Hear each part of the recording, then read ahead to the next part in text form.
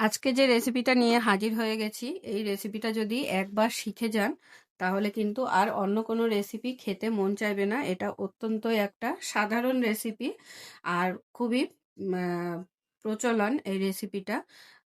এটা একটা গ্রাম বাংলার রেসিপি। তো আজকে আমি একটা অত্যন্ত সাধারণ ও সহজ উপায় রেসিপি দেখাবো আপনাদের। তো এখানে নিয়ে নিয়েছি আমি হাফ লাউ আছে। আজকে করব লাউ চিংড়ির একটা রেসিপি।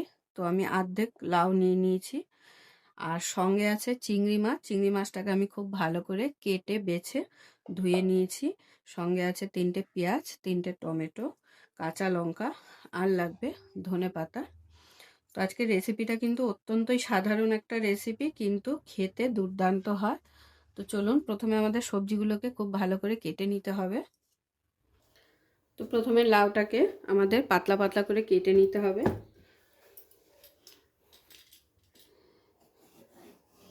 তো লাউয়ের চোকলা ছাড়িয়ে নিয়েছি, এরপরে লাউটাকে কেটে নেব পিস পিস করে।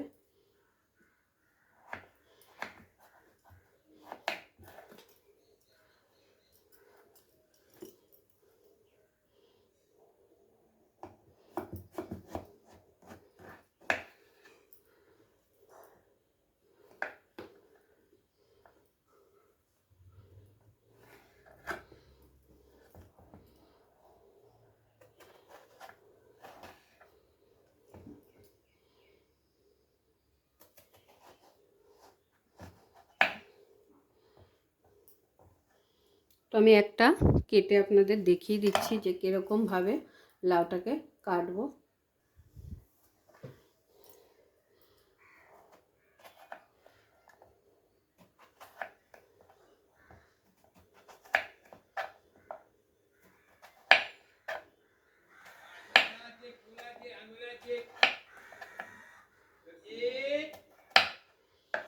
খুব বেশি বড় আর খুব বেশি ছোট করব না, এইরকম সাইজ রেখে কেটে নেব লাউগুলোকে।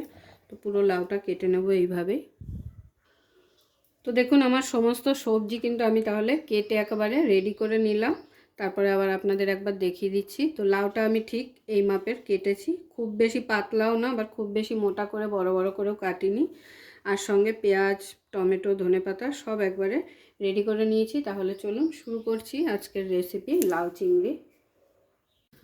তাহলে শুরু করছি। প্রথমেই কড়াই বসিয়ে দিয়েছি, কড়াইতে দিয়ে দেবো সর্ষের তেল। রান্নাটা কিন্তু সর্ষের তেলেই করব।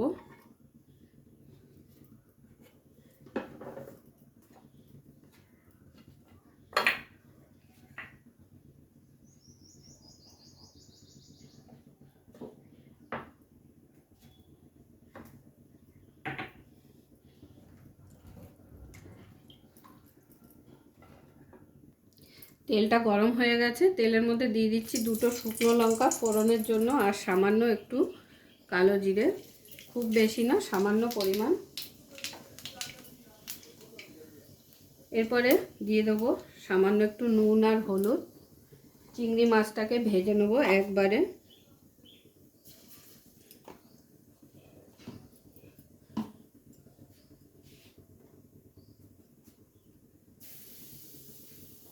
সামান্য একটু নুন হলুদ দিয়ে চিংড়ি মাছগুলো দিয়ে দিচ্ছি ডাইরেক্ট।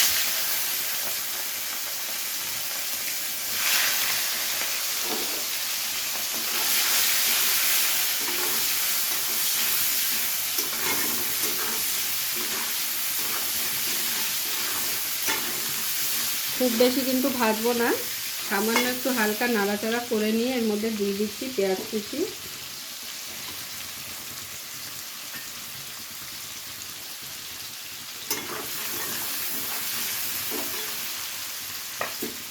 চেরা কাঁচা লঙ্কা,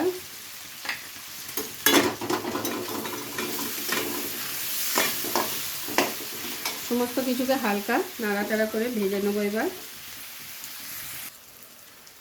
দেখুন পেঁয়াজ আর চিংড়ি মাছ কিন্তু আমার হালকা ভেজে নেওয়া হয়ে গেছে। তো চিংড়ি মাছটা আরও কিছুটা ভাজা হয়ে গেল, ওই জন্য প্রথমেই তেলের মধ্যে দিয়ে খুব বেশি ভাজার প্রয়োজন নেই। এবারে আমি দিয়ে দেবো কিছু গুঁড়ো মশলা। এখানে দিয়ে দিচ্ছি স্বাদ অনুযায়ী লবণ,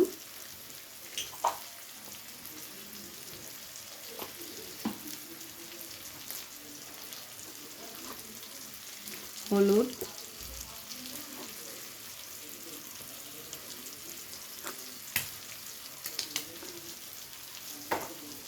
আর দিয়ে দেবো সুন্দর একটা কালারের জন্য সামান্য পরিমাণ কাশ্মীরি লঙ্কা গুঁড়ো।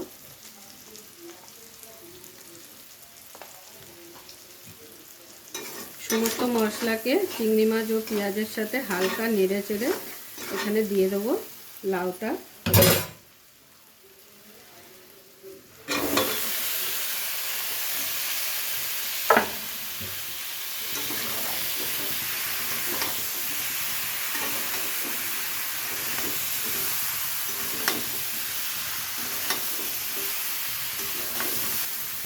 লাউটাকে দিয়ে হালকা নাড়াচাড়া করে এবারে ঢাকনা চাপা দিয়ে আমাদের রান্না করে নিতে হবে। আর লাউ থেকে কিন্তু প্রচুর জল ছেড়ে যাবে।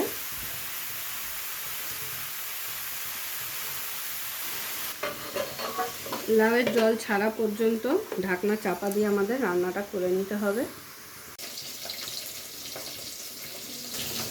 তো প্রায় 5 থেকে 7 মিনিট হয়ে গেছে। দেখুন, ঢাকনা খুলে আমি দেখিয়ে দিচ্ছি লাউ থেকে কতটা জল বেরিয়েছে। দেখে আশা করি বুঝতেই পারছেন। লাউতে কিন্তু আলাদা করে জল দেওয়ার প্রয়োজন হয় না, লাউতে এমনি প্রচুর জল বেরায়। তো ঢাকনা চাপা দিয়ে গ্যাসটাকে মিডিয়াম টু লো আঁচে করে রাখলেই কিন্তু লাউয়ের জলটা বেরিয়ে যায়। এবারে আমি দিয়ে দিচ্ছি কটা টমেটো স্লাইস।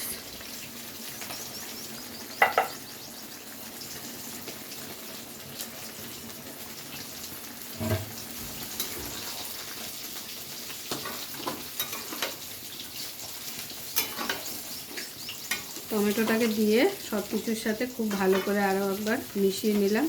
একটা লাউ একটু দেখে নেব। তো লাউ কিন্তু আমার প্রায় সেদ্ধ হয়ে এসেছে। আর একটু সেদ্ধ হলে কিন্তু আমাদের রেডি হয়ে যাবে লাউ চিংড়ি। দেখতেই পেলেন, খুবই কম উপকরণ আর খুবই সহজেই কিন্তু এই রেসিপিটা হয়ে যায়। তো ঢাকনা চাপা দিয়ে আরও কিছুক্ষণ রান্নাটা করে নেব। তো আবারও 5 থেকে 7 মিনিট হয়ে গেছে, আমি রান্নাটা করে নিয়েছি। এবারে দিয়ে দেবো ওপর থেকে ধনেপাতা কুচি।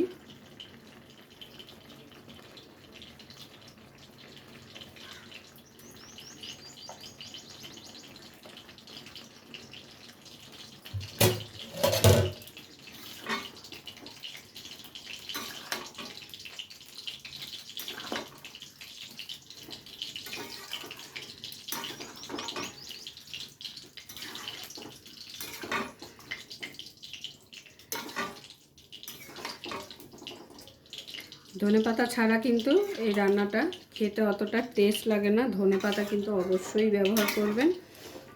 আর লাউ চিংড়ির এই রেসিপিটা একদম সিম্পল আর সহজ পদ্ধতিতে। আশা করি আপনাদের সকলের ভালো লেগেছে।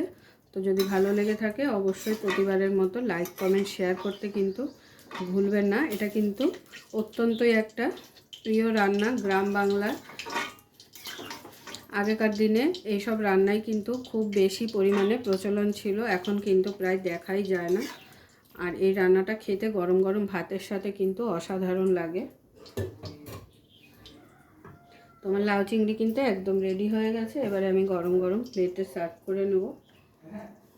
পুরো ভিডিওটা দেখার জন্য সকলকে অসংখ্য ধন্যবাদ। এরকম আরও নিত্য নতুন ভিডিও দেখার জন্য চ্যানেলটি অবশ্যই সাবস্ক্রাইব করে নেবেন আর পাশে থাকা বেল আইকনটি প্রেস করে নেবেন নতুন রেসিপির আপডেট পাওয়ার জন্য। তো সবাই ভালো থাকবেন, সুস্থ থাকবেন। আবারও দেখা হচ্ছে আপনাদের সাথে নতুন একটি রেসিপি নিয়ে।